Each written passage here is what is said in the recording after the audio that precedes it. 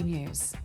The threat of flooding along the River Murray is escalating. Water levels are now predicted to get much higher than previously forecast.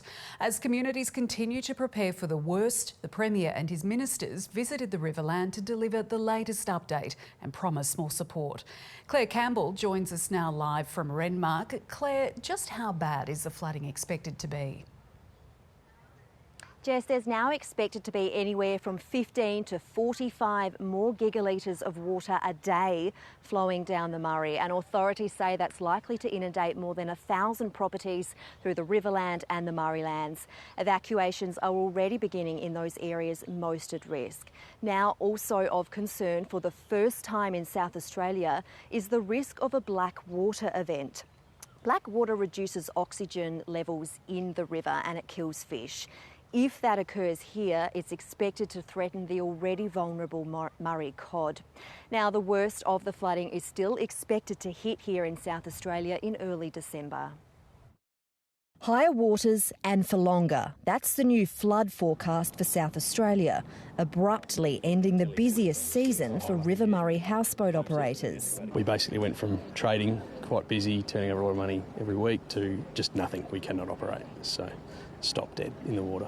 Peak river flow predictions have been increased from 135 to 150 gigalitres a day. There's still a risk it could hit 180 gigalitres. And it's now expected to stay high through January and into February. That puts us closer to that 1975, 1976 level, but still well short of what we saw occurred in 1956. The Premier taking to the skies to get a first-hand look as water spreads further and further across floodplains. Water levels are definitely rising. This picnic area here at Renmark just last week was dry. Now that the water flow is at 90 gigalitres a day, it's underwater. When the peak hits in a couple of weeks' time, this road and car park will be inundated. More than 1,000 properties in low-lying areas will be hard hit, with residents urged to start evacuating, prompting the ramping up of emergency management. For some of those householders, that will be over the ground floor. For others, it will overtop their second floor. The government do have a role to play here. It's about rehousing people that have been forced out of their homes. They're already sandbagged.